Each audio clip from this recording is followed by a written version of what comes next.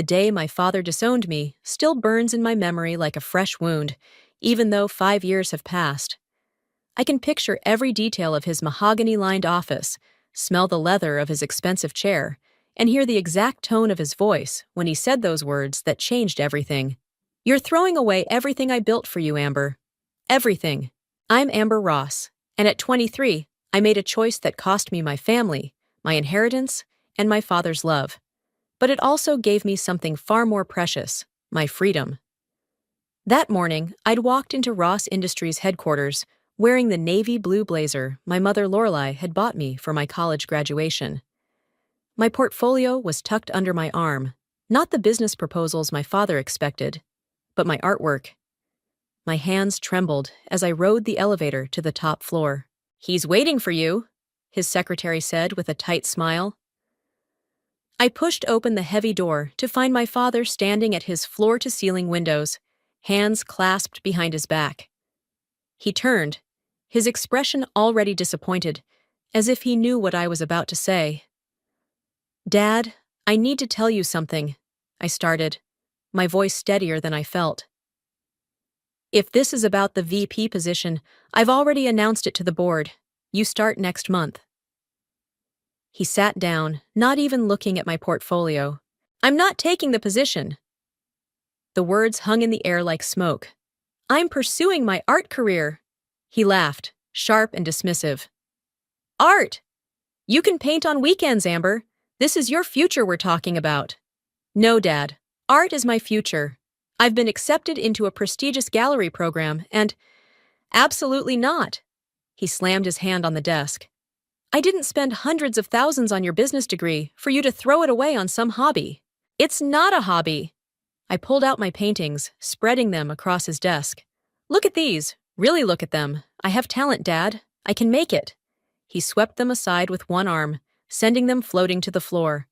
My heart crashed with them. "You want to be a starving artist? Fine.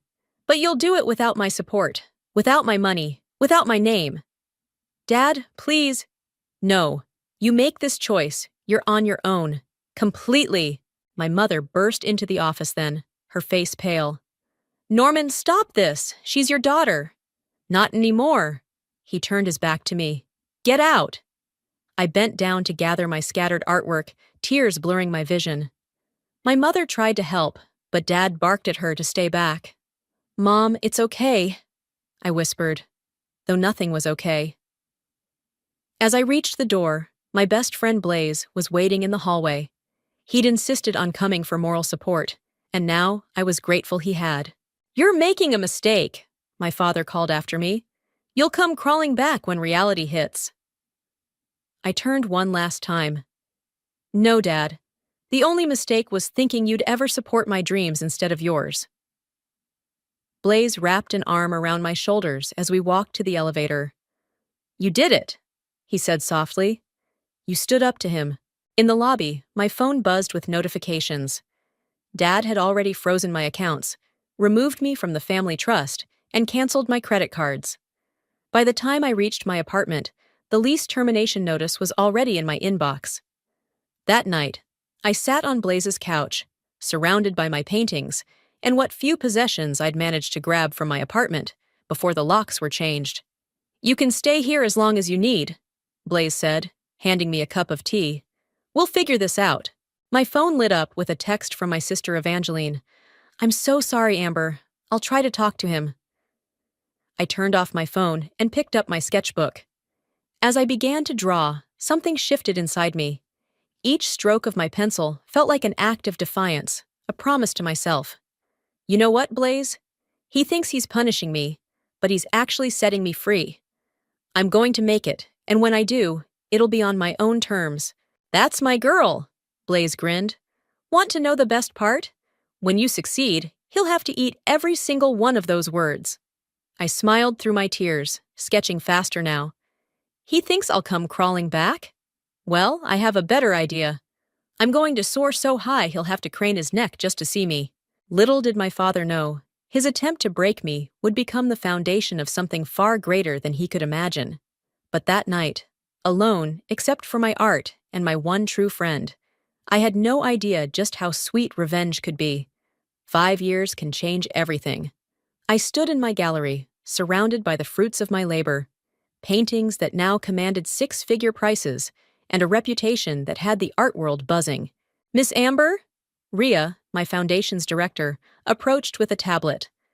The anonymous donation to Ross Industries Employee Relief Fund has been processed.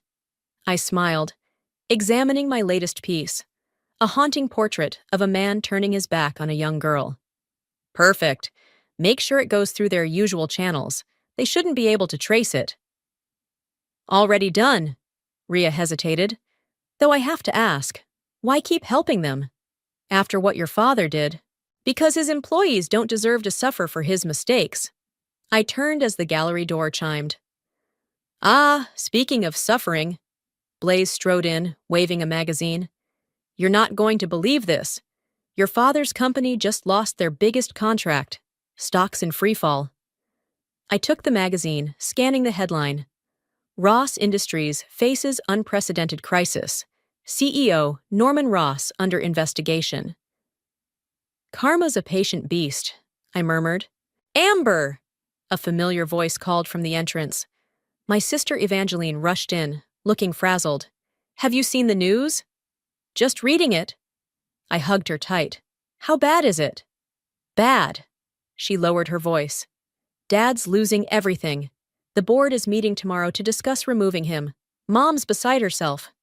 Blaze whistled low. Couldn't happen to a nicer guy. That's not all, Evangeline continued. Remember Vincenzo? Dad's old partner? He's been gathering evidence of some questionable dealings. It's about to get ugly. I walked to the window, watching the city bustle below. How's Dad taking it? He's different. Broken. He keeps talking about all his mistakes. Yesterday, he saw your painting at the Metropolitan Museum. Just stood there staring at it for an hour. My latest exhibition had indeed caught the art world's attention. The New York Times called it a masterful exploration of family dynamics and betrayal. If only they knew the real story behind each canvas. Miss Amber? Ria interrupted. Mr. Vincenzo is here for your meeting. Vincenzo entered, elegant as always in his Italian suit. Ah, the talented Miss Amber. And young Evangeline, too. What a pleasant surprise. Vincenzo. I greeted him with a kiss on each cheek. I hear you've been busy. He smiled mysteriously. Justice moves at its own pace, cara mia. But tell me, are you ready for Phase 2? Phase 2? Evangeline looked between us. What's going on? I led them to my private office, closing the door. Remember that charitable foundation that's been helping Dad's employees? The one keeping the company barely afloat? The anonymous Angel Foundation? That's you? Surprise! I sat behind my desk. I've been watching, waiting, making sure innocent people don't suffer while karma does its work. But now, Vincenzo interjected, it's time to reveal the mastermind behind it all. Your father will soon have no choice but to seek help from the foundation. Evangeline sank into a chair. Oh my God, you've been planning this all along. Not exactly. I pulled out a folder. I started the foundation to help people, but when Dad's company started struggling, I couldn't resist adding a touch of poetic justice.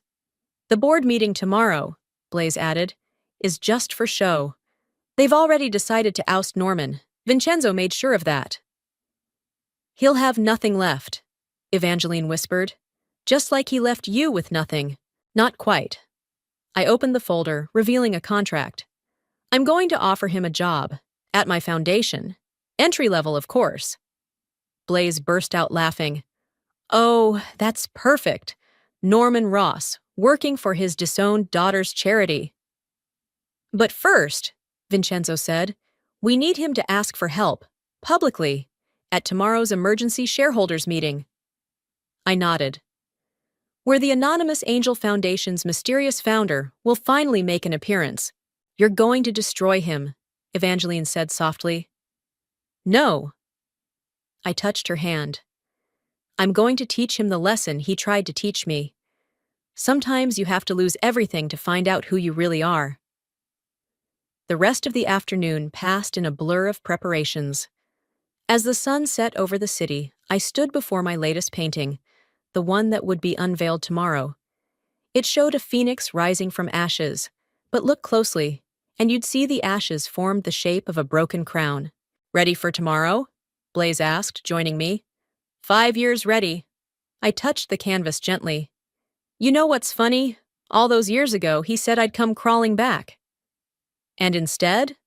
I smiled, thinking of tomorrow's meeting, of Dad's face when he realized the truth. "Instead, he'll be the one asking for help, and I'll be the one deciding whether to give it." The irony wasn't lost on any of us. Sometimes revenge doesn't need to destroy. Sometimes it just needs to teach a lesson. Tomorrow, class would finally be in session. The shareholders' meeting room buzzed with tension. I sat in the back, wearing a sleek black dress and dark sunglasses, watching my father pace at the front of the room. He looked older, grayer, the confident swagger replaced by nervous energy. "This is surreal," Blaze whispered beside me. 5 years ago, you couldn't even get past security. Now you own half the building." "Shh." I squeezed his hand as my mother entered, her face drawn with worry. She took her seat in the front row, not noticing me in the back. The board members filed in, their expressions grim. Vincenzo caught my eye and gave an almost imperceptible nod. Everything was ready. "Let's begin," the board chairman announced. "Mr. Ross, please present your recovery plan." My father stepped up to the podium, his hands trembling slightly as he adjusted his tie. "Ladies and gentlemen, I know the past months have been challenging." "Challenging?" a shareholder interrupted. "The company's worth half what it was last year." "The investigation into financial irregularities," another began. "Please," Dad held up his hands. "I admit mistakes were made, but I have a solution. The Anonymous Angel Foundation has expressed interest." "The same foundation that's been keeping our employees from leaving?" Someone scoffed. "Where's their representative? We've never even met them." I stood up slowly, removing my sunglasses. "That would be me." The room fell silent. My father's face went pale as I walked to the front, my heels clicking on the marble floor. "Amber?" My mother's voice cracked. "Hello, Mom." I smiled at her before turning to address the room. For those who don't know me, I'm Amber Ross, though I haven't used that name professionally in years. "This is impossible," my father stammered. "You're an artist. I'm many things, Dad. Artist, philanthropist, CEO of the Anonymous Angel Foundation." I projected the foundation's financial statements on the screen. "And as of this morning, major shareholder in Ross Industries." Gasps filled the room. Vincenzo stepped forward. "I can confirm that Ms. Amber's foundation has been quietly purchasing shares over the past year." "Why?" My father's voice was barely a whisper. "Because someone had to protect your employees while you ran this company into the ground." I turned to the board. "My foundation proposes a complete restructuring. New management, new direction, new values." "You can't do this," Dad protested weakly. "Actually, I can, and I'm not done." I clicked to the next slide. "The foundation will inject enough capital to stabilize the company, but with conditions. First, you step down as CEO." The board members nodded in agreement. My father sank into a chair.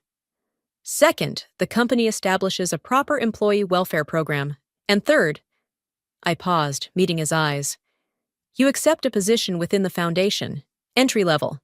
You'll learn how real charity works." "Amber, please." My mother stood up. "This is your father." "Yes, he is.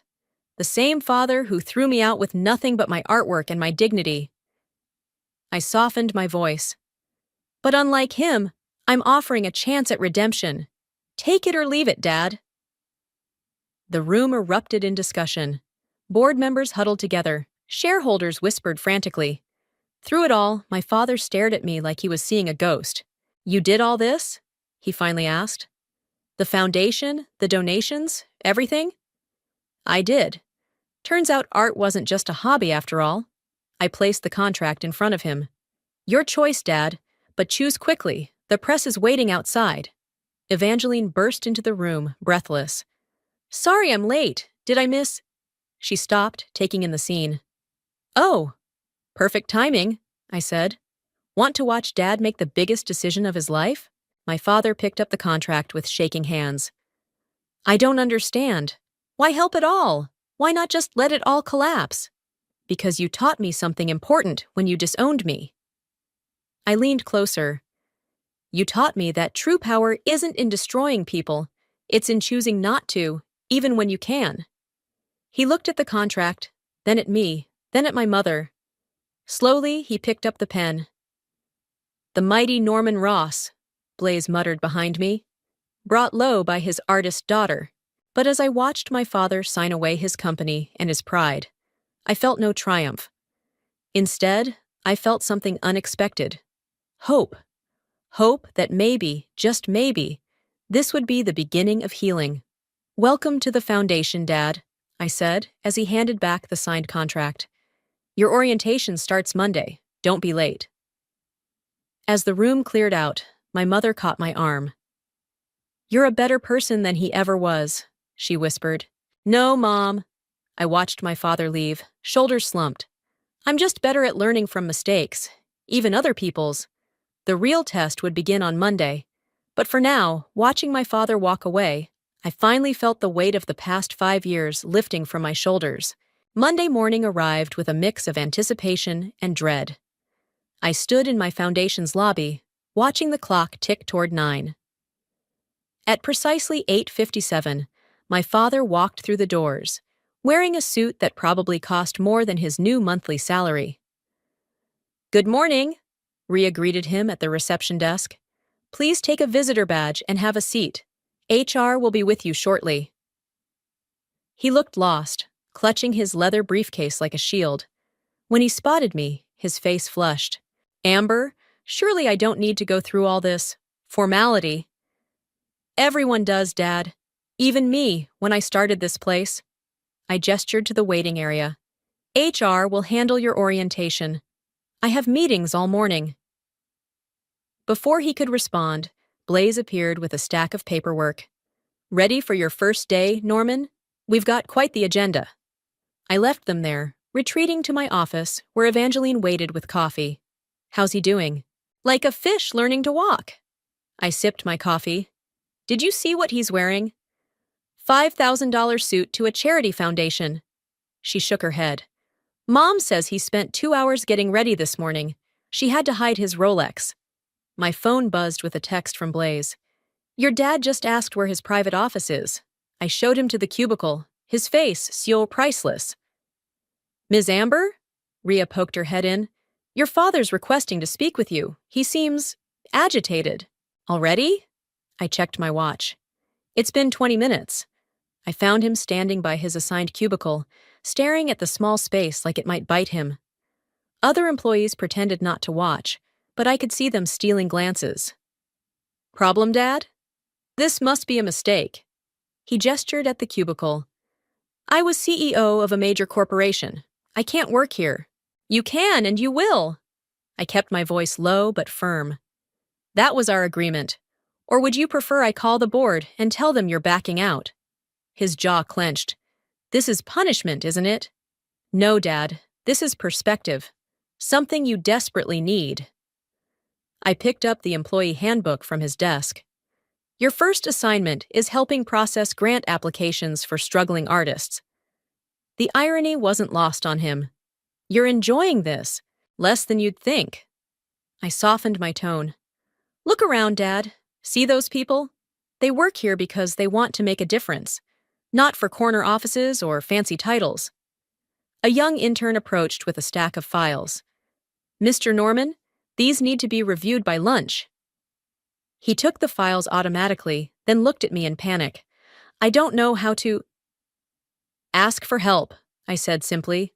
That's something else you need to learn. Throughout the day, reports trickled in. Dad struggling with the computer system. Dad asking where the executive bathroom was. There wasn't one. Dad trying to order lunch delivery to his cubicle. By 4 o'clock, Blaze found me in my office, grinning. Your father just had a meltdown over the coffee machine. Apparently, he's never made his own coffee before. How are the other employees treating him? Like anyone else. That's what's driving him crazy. Blaze sat down. Though Maria from accounting did ask if he was really your father, she said, and I quote, "But you're so nice." A knock interrupted us. My father stood in the doorway, looking exhausted. "Come in, Dad." I gestured to a chair. "How was your first day?" "Humbling." He loosened his tie. I don't know how to do any of this." "That's okay. Nobody does at first." I handed him a water bottle. "What did you learn today?" He was quiet for a moment. "That I've been living in a bubble. These grant applications, these artists, they remind me of you. Before.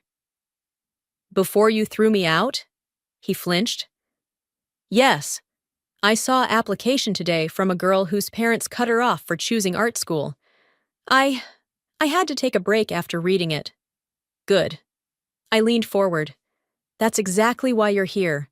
Not to punish you, but to show you what really matters." "Ah, I was wrong," he said suddenly. "About you, about art, about everything." "I know." I stood up. "See you tomorrow, Dad. Same time. And maybe wear something less expensive. You've got paint workshops all afternoon." He looked horrified. "Paint workshops? Welcome to the foundation," I smiled, "where everyone gets their hands dirty." As he left, Evangeline texted me. "Mom says he just called her. He actually sounded humble." I looked out my window at the setting sun. Day 1 down. Maybe, just maybe, this crazy plan would work after all. "Baby steps," I texted back. Rome wasn't built in a day, and humility isn't learned in one either. But watching my father struggle with his jacket as he waited for the elevator, I saw something I hadn't seen in years. A glimpse of the man he used to be, before power and money changed him. 2 weeks into my father's rehabilitation, I arrived at work to find him already at his cubicle, sleeves rolled up, tie loosened, intently focused on his computer screen. The Rolex was gone, replaced by a simple watch. "Your father's been here since 7, Rhea whispered. "He's actually helping other employees with their grant reviews now." "Morning, Dad," I called out as I passed. He looked up, dark circles under his eyes. "Amber, could you look at something? This application, I think it's special." I stopped, surprised by the enthusiasm in his voice. "What is it?" "A community art program for at-risk youth." He turned his monitor toward me. "The numbers need work, but the concept, it reminds me of your old sketches, the ones you used to show me before." "Before you stopped looking?" I finished softly. He nodded, shoulders slumping.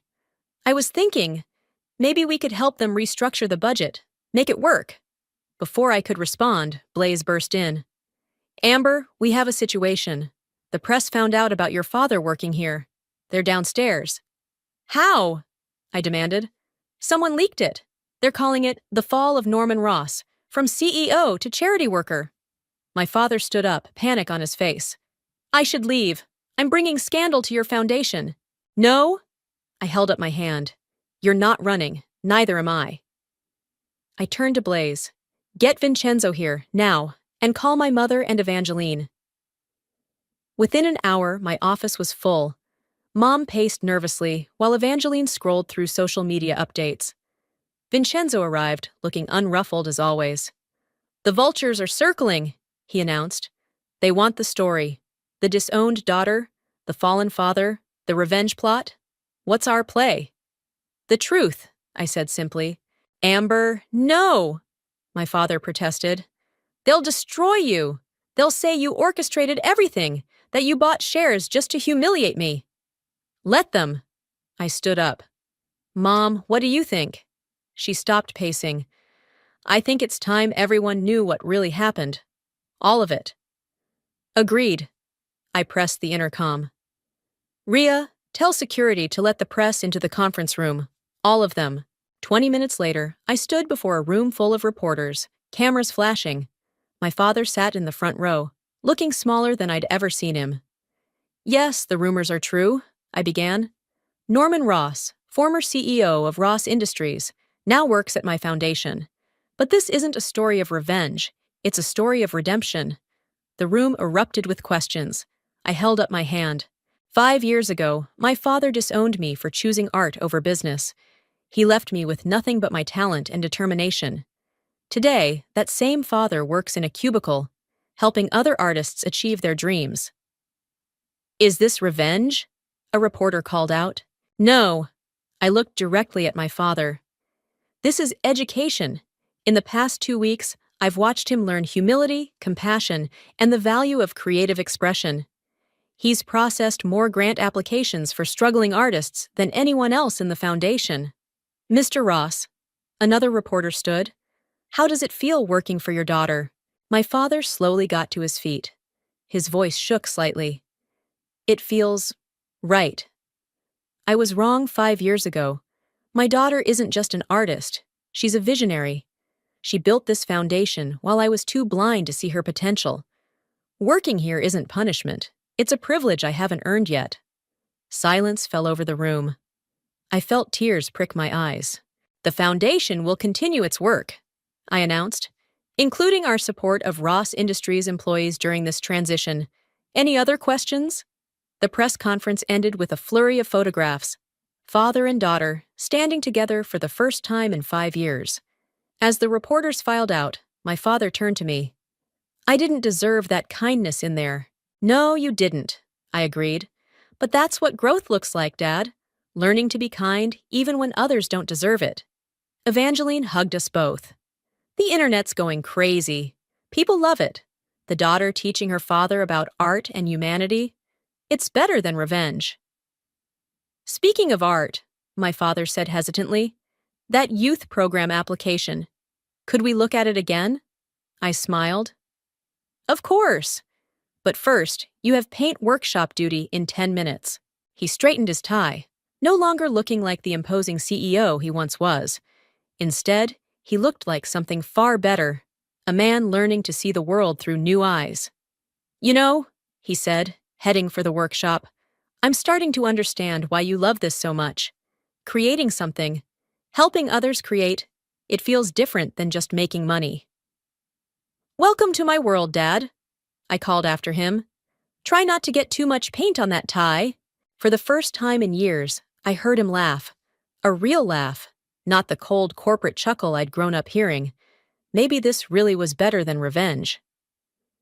1 month after the press conference, I found my father in the break room, attempting to fix the coffee machine. His suit had been replaced by khakis and a button-down shirt, and he was actually whistling. Need help? I asked, leaning against the door frame. Almost got it. He fiddled with the filter. Did you see the thank you letter from that youth art program?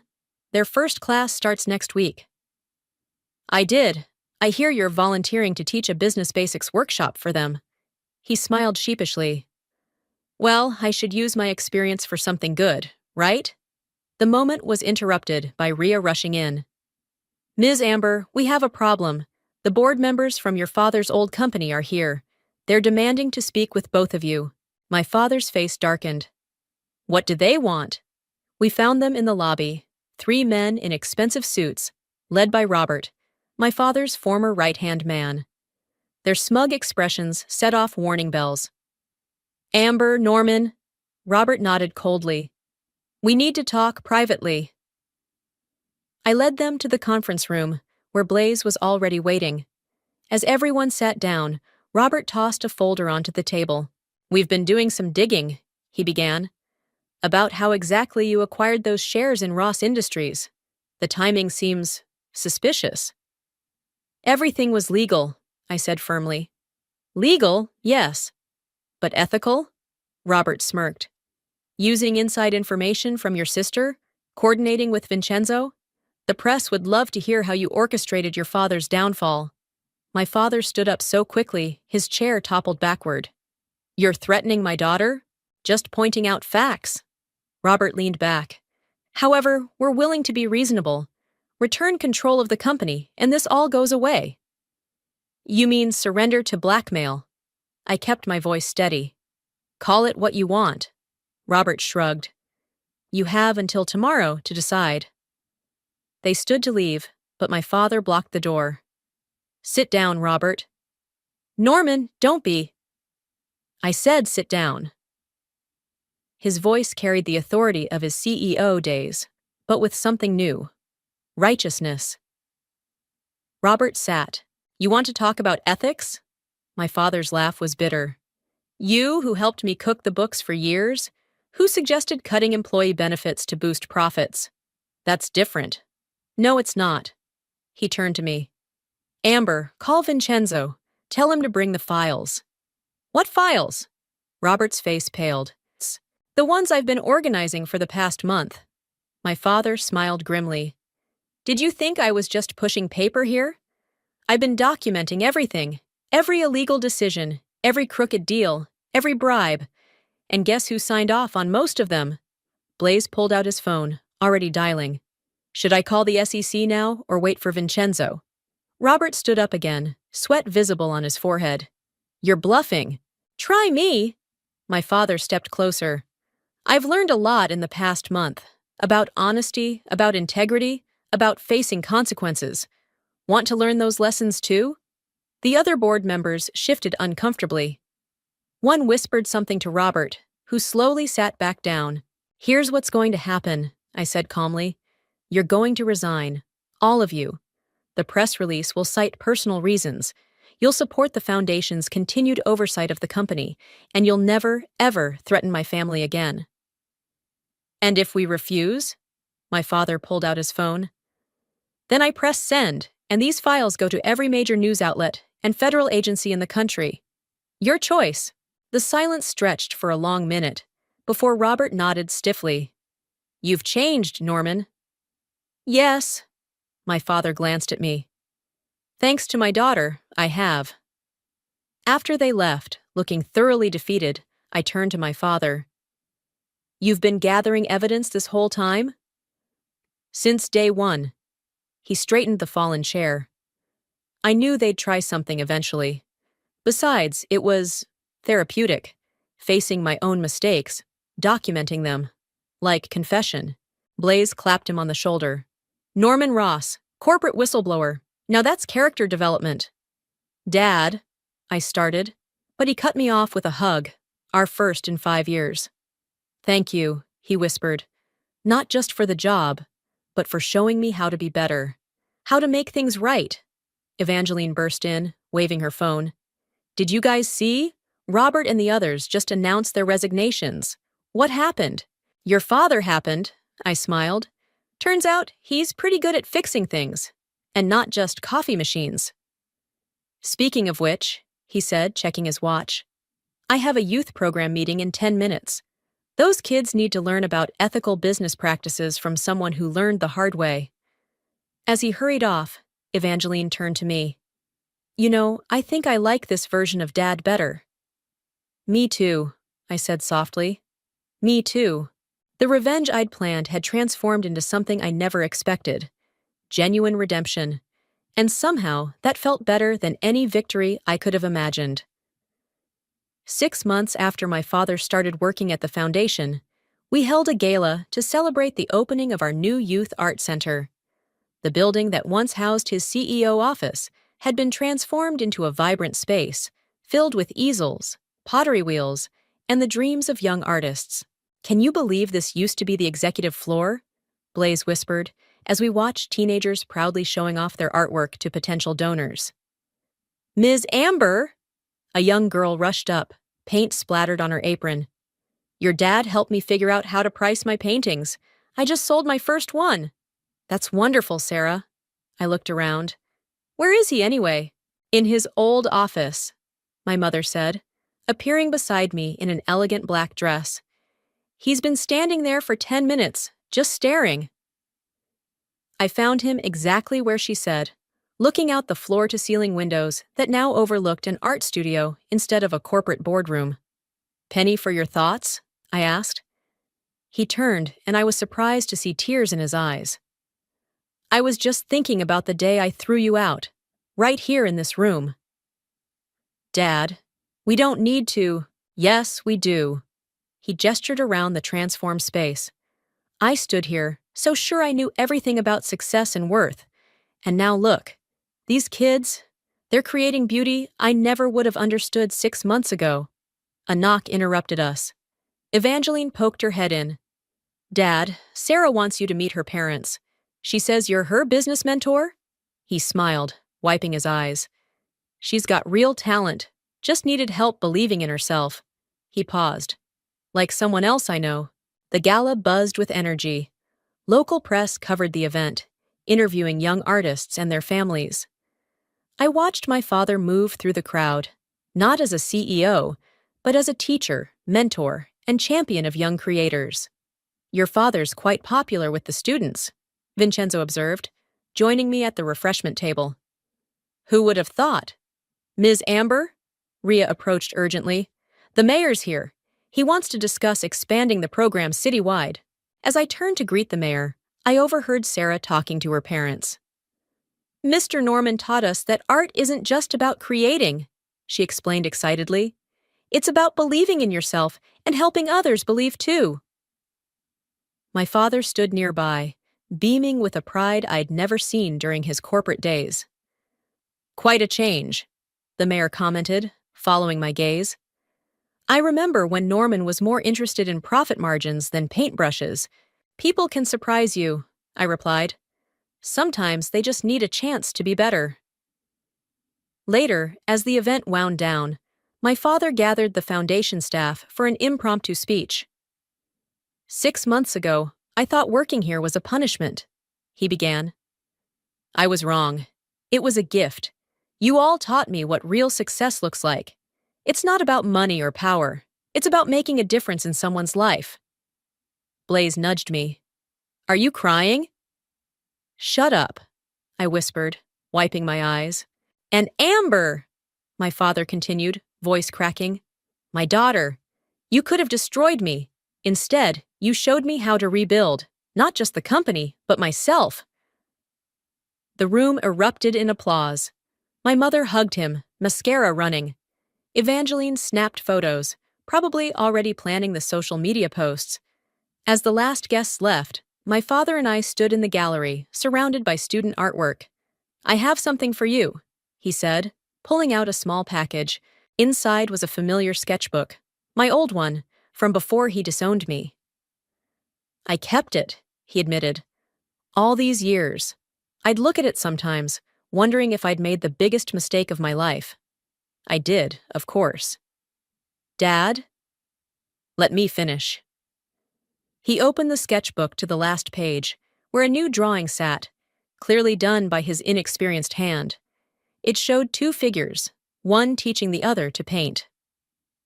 I'm not very good, he said sheepishly. But Sarah's been giving me lessons. I hugged him tight, the sketchbook pressed between us. You know, he said softly, I always thought I was teaching you about success. Turns out, you were teaching me. We taught each other, I corrected, and we're not done learning. As we locked up the gallery, Sarah's painting hung prominently in the entrance, a phoenix rising from ashes, remarkably similar to the one I'd painted years ago. Below it, a small plaque read, Dedicated to second chances and the courage to change. My father paused to look at it one last time. Ready for another day tomorrow, boss? Always, I smiled. Just don't forget it's your turn to make coffee. He laughed, a free, genuine sound that echoed through the gallery. Wouldn't dream of it. I've finally mastered that machine. Sometimes I realized the best revenge isn't revenge at all. It's watching someone transform into who they were always meant to be. The morning sun streamed through my office window as I reviewed the latest foundation reports. A knock at the door made me look up to find my father, holding 2 coffee cups. Quarterly numbers? He asked, setting my cup down. Actually, I'm reading Sarah's college application essay. She's applying to art school. His face lit up. The same one that rejected me when I tried to pull their funding? The very same. I handed him the essay. She mentioned you in it. He adjusted his reading glasses. No longer designer frames, but simple ones he'd bought at the drugstore. As he read, his expression softened. Mr. Norman taught me that art and business aren't enemies. He read aloud. They're different languages telling the same story, the story of human potential. He looked up. She wrote that? Keep reading. The intercom buzzed. Ms. Amber? Ria's voice carried excitement. The National Arts Council is here for the announcement. Ready? I asked my father. He straightened his tie, a paint-stained one Sarah had given him. Lead the way, boss. The foundation's main gallery was packed with reporters, artists, and familiar faces from our youth program. My mother and Evangeline sat in the front row, while Blaze and Vincenzo stood at the back, grinning like they knew a secret. I approached the podium. Thank you all for coming. Today marks a new chapter for our foundation. The National Arts Council has chosen us to launch a nationwide program supporting young artists from disadvantaged backgrounds. Applause filled the room. I caught my father wiping his eyes. But that's not all, I continued. To lead this initiative, we've chosen someone who embodies our mission of transformation and second chances. Someone who went from trying to shut down art programs to becoming their fiercest advocate. My father's head snapped up. Dad, want to come up here? He walked to the podium in a daze as I announced, Meet our new National Program Director for Youth Arts Development. The applause was deafening. Sarah and her classmates cheered from their section, some holding up their artwork. I don't know what to say, my father stammered. Say what's in your heart, my mother called out. He took a deep breath. A year ago, I thought success meant corner offices and profit margins. I thought art was worthless because you couldn't quantify its value on a spreadsheet. He looked at me. My daughter taught me otherwise.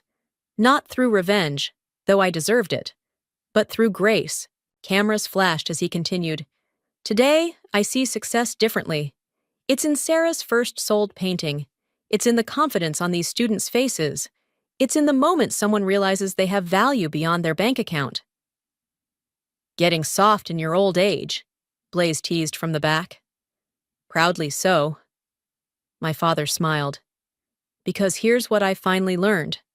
The greatest art isn't hanging on gallery walls. It's in the way we reshape ourselves into better people. After the announcement, as staff cleared the gallery, Sarah approached with a wrapped canvas. It's for both of you, she said shyly. We unwrapped it together. The painting showed two figures, clearly meant to be my father and me, working side by side at an easel. Behind them, a phoenix spread its wings, but instead of rising from ashes, it was emerging from a business suit. Sarah, my father breathed, this is magnificent. You really think so? She bounced on her toes. I used the business planning skills you taught me to budget for the supplies. As she hurried off to join her friends, my father touched the canvas gently. You know, when you first offered me that job, I thought it was the end of my life. And now? Now I know it was just the beginning. He hugged me tight. Thank you for not giving up on me. Well, I smiled. Someone once told me true power isn't in destroying people. It's in choosing not to, even when you can. Sounds like a wise person. She learned from experience. We hung Sarah's painting in the foundation's entrance, right next to my first professional piece. Old and new, side by side. A testament to how far we'd come. Ready to change some more lives? I asked. Together? He offered his arm. Together. As we walked toward the youth center, where eager students waited for their next lesson, I realized something profound. Sometimes the happy ending isn't in achieving revenge, but in finding something better. The courage to transform pain into purpose, anger into art, and broken relationships into beautiful new beginnings. By the way, my father said as we reached the classroom, I finally figured out how to work the copy machine. Baby steps, Dad. I laughed. Baby steps.